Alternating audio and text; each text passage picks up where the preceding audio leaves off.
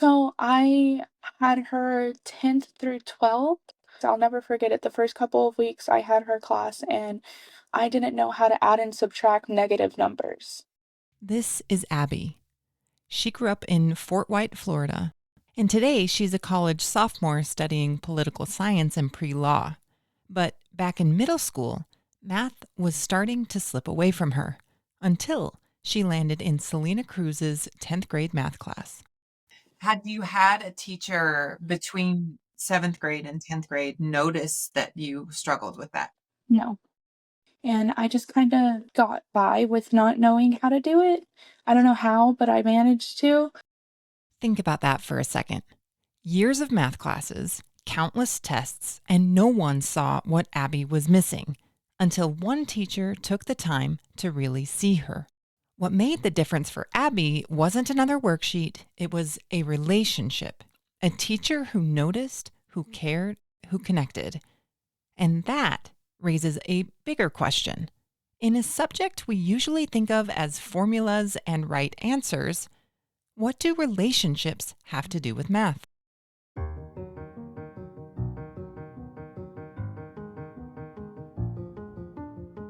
This is What Counts, a podcast presented by Impact Florida and produced by LeCourt as part of the Math Narrative Project.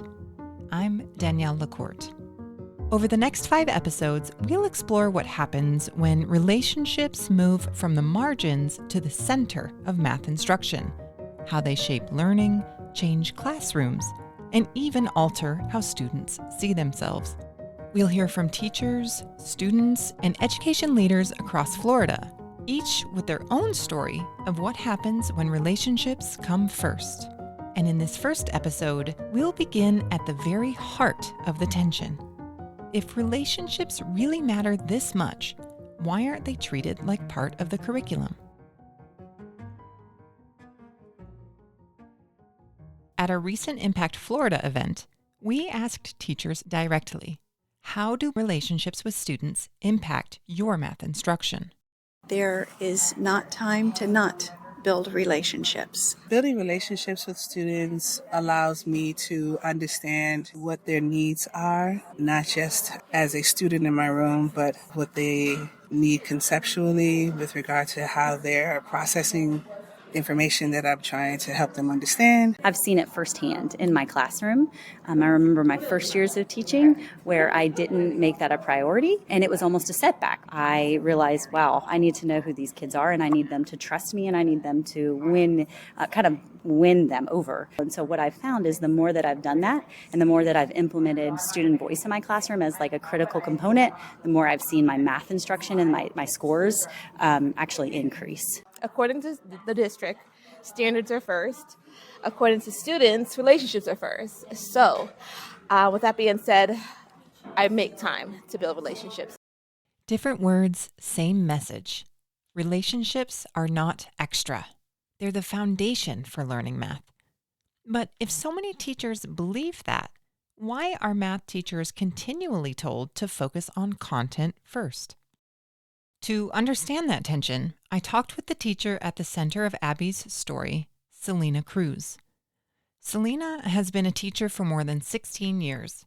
She started her career as an engineer in the space program, but when life pulled her back to North Florida, she found herself in a math classroom. And there, she discovered something important.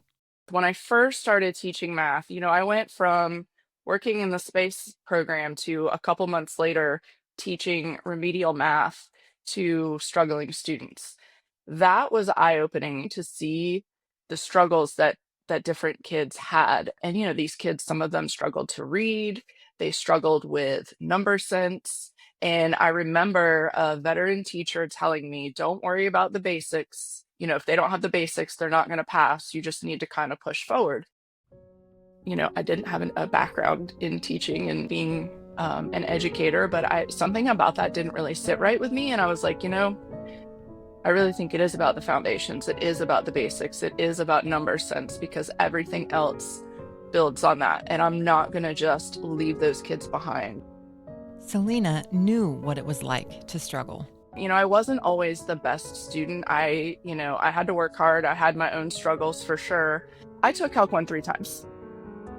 And I share that story with kids and they're like, "What? But you're really good at math." I was like, "Exactly. Just because you struggle and something is hard doesn't mean you can't be good at it. It just means maybe you've got to work a little harder. You've got to figure out, a different path to get there. Maybe you need to explain different, something like that." So I feel like that's where I started to like find my niche in teaching. For Selena, those struggles aren't obstacles, they're opportunities to connect. To her, building relationships is part of the work. Sometimes it looks like a handshake or a high five at the door.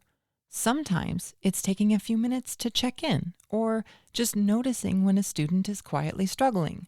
That's Selena's philosophy. Math class should feel like a place where students belong, not just a place where they crunch numbers.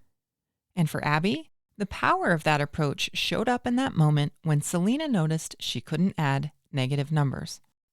I was sitting there and she was coming around and checking our work, and it was literally just about negative numbers and stuff. And she was like, "You don't really got this." And I was like, "No, I don't." And then she taught me it. Literally, it took her like 5 seconds to teach me it through using a number line by looking at it through a number line. And then since then, like, it took her like 2 minutes to teach me how to add and subtract negative numbers. And after that, I was like, "Oh, yeah, I like this teacher." One moment of care, one student who felt seen, and suddenly a door to math and to confidence swung wide open for Abby. Abby's story is powerful, and it echoes what I kept hearing from teachers across Florida. Relationships change the way math gets taught and the way it gets learned. To understand what that looks like at a broader level, I called up Claire Riddell. Claire leads Impact Florida's Solving with Students cadre, the initiative behind this podcast. So much of the work that we're doing is around the conditions that make learning optimal for students. And one of those conditions is a positive relationship and a trusting relationship with their teacher. And relationships can be formed in a lot of ways. But when we think about having open dialogue and feedback that goes both ways between individuals, that ability to speak honestly and freely and provide feedback is something that seems really core to students trusting their teachers and building a relationship that is sustainable, that allows them to dig deeply into learning. It's a continual process. So oftentimes teachers get a one and done survey, or they have someone come in and like that's their annual evaluation. But this is like a constant conversation that they get to come back to with their students. And the research backs her up. Claire pointed to studies showing that just one teacher who centers student voice can change outcomes: higher grades, more agency, and fewer absences. She also noted a recent meta-analysis that found the same. Strong relationships fuel learning, especially for students too often left behind. What ties all this together is a word Claire kept emphasizing: conversation. Relationships don't live in a single moment or an annual evaluation. They grow when feedback flows back and forth, when teachers and students keep talking and adjusting together. But the challenge is that school systems often aren't designed for constant conversation. The pacing guides, the standards, the tests, those often leave little room for the kind of relationship building that teachers say make the biggest difference. Back at the Impact Florida event, math teachers explained the tension. Do you feel like you have time to build relationships in a typical school day? Why or why not? In years past, I would say no, but more recently, I would say, you make time for what's important to you. I don't think there's enough time in the school day to build the relationships that I want to build. I have to do that in the off hours. I do that at extracurricular activities. I go to their games. I go to their club things.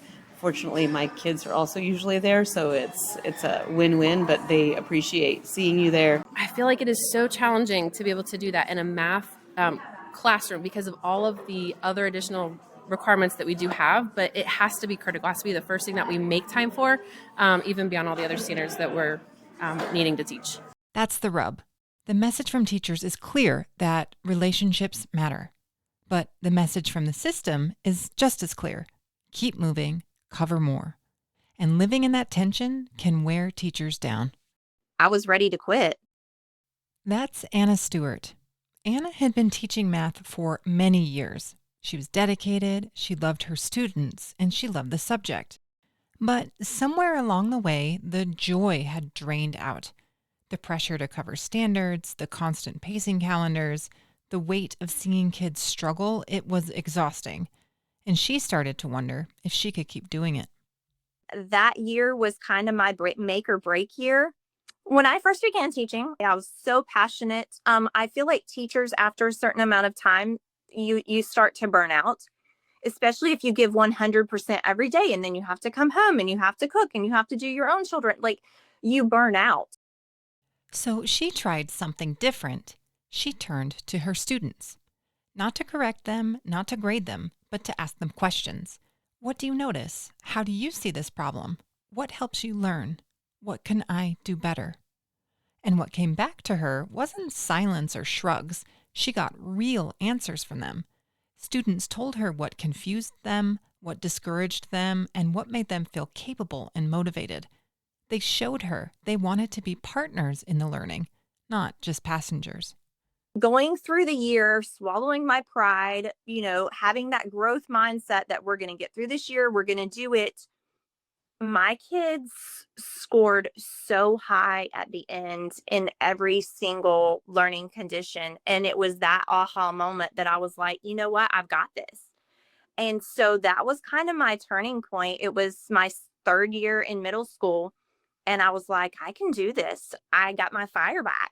If they know that you hear them and you're willing to change what you're doing on a daily basis to suit their needs, they are 100% going to put forth the effort, and they're going to strive to do their absolute best. Again, here's Claire Riddell. We see this really interesting correlation between asking really hard questions of our teaching of our students and teachers thinking and feeling that their participation is actually increasing their desire to stay in the classroom and be committed to the profession that they love, which seems at the outset like a little bit of an oxymoronic thing. It seems a little bit counterintuitive that getting hard feedback helps teachers be more committed. What teachers continue to tell us is that they feel a sense of recommitment to the profession that they just didn't have. And there's so many layers to why that works. Which brings us back to the question we started with. What do relationships have to do with math? They make math land. They let a teacher spot the misconception no test ever caught.